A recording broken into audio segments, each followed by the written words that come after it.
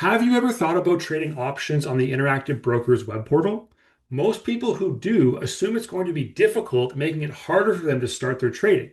To show you that this isn't the case, I'm going to reveal the 5 key things you need to do to start trading from the web portal, all of which are easy to set up. And I know these are important because my clients have gone from complete beginners to making thousands trading options in their first month following these steps. And if you want a similar result, use the link in the description of this video to book a free call and talk more about a coaching partnership. Now, the first thing I'm going to show you is a massive mistake that you must avoid that stops a lot of people from ever being able to trade options. Selecting the right account type for your options trading is critical. Imagine going to a bank and opening a new account thinking to yourself, you'll be able to put money in, take money out as often as you want to, but you find out that you can only do it once every couple of days, and then you can only do it in person using a debit card.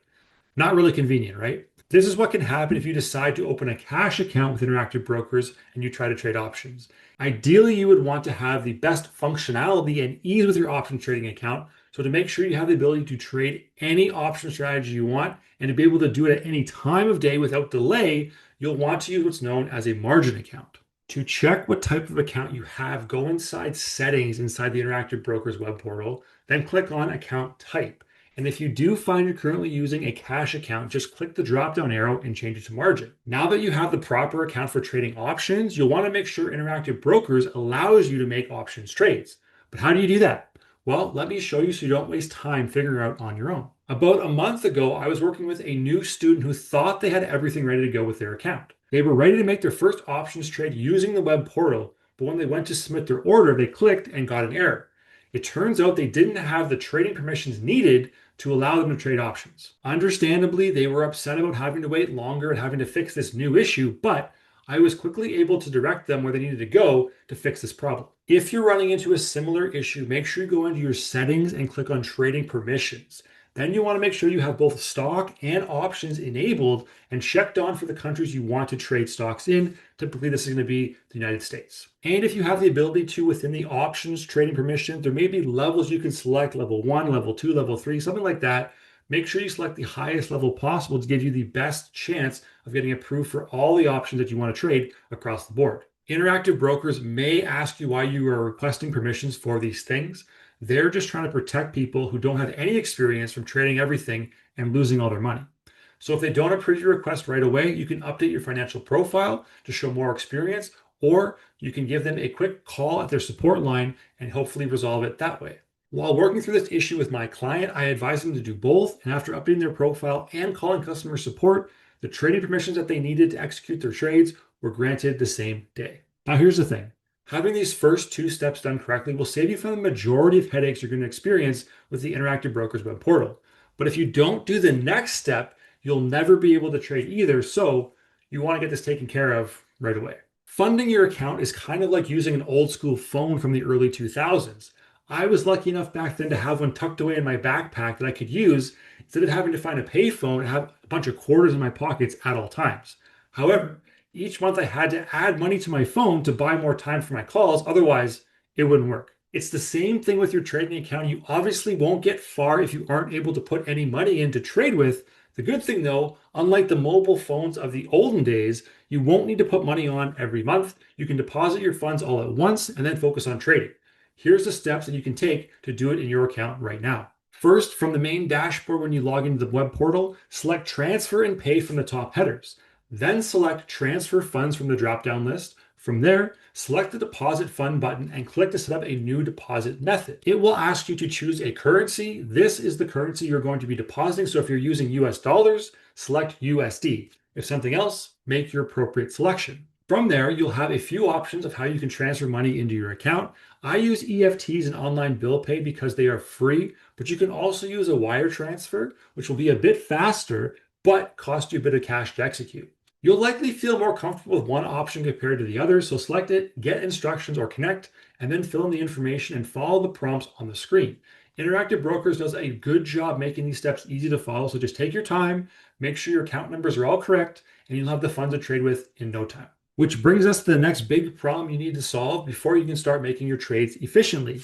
And skipping this would be like going on a road trip somewhere you've never been before with Google Maps lagging 15 minutes behind.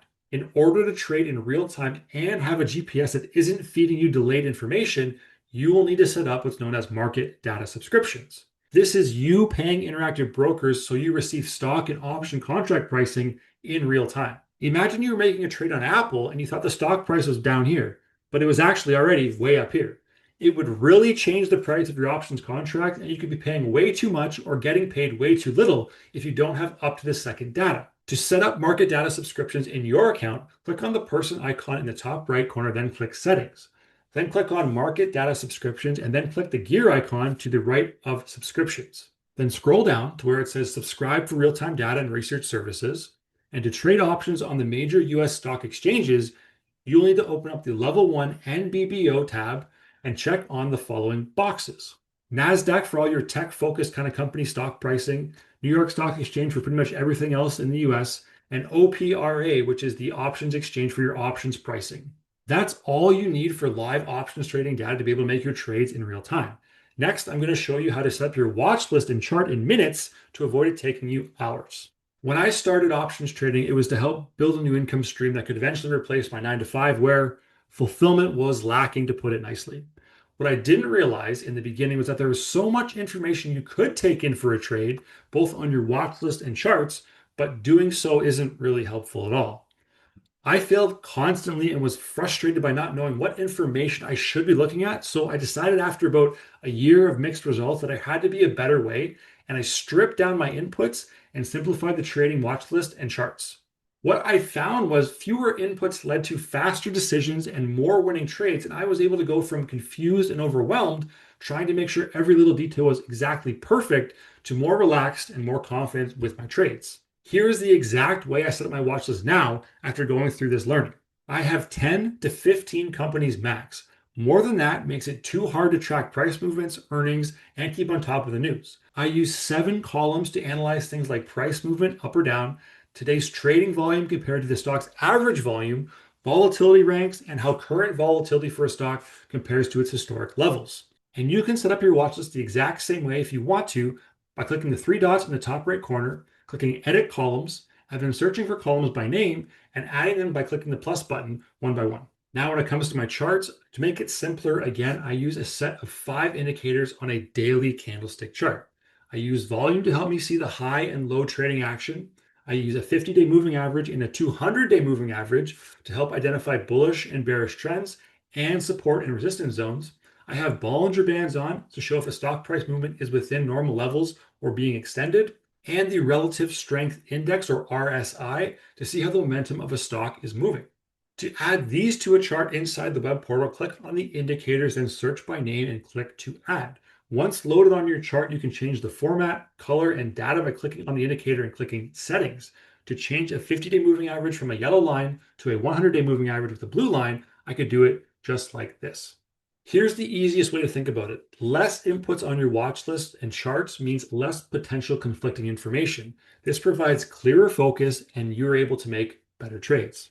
You now know how to set up your Interactive Brokers web portal properly for options trading, but if you don't learn how to give yourself the best odds of profiting from each trade, it's all going to fall apart. So watch this video next, where I show you the easiest way that you can win more of your options trades.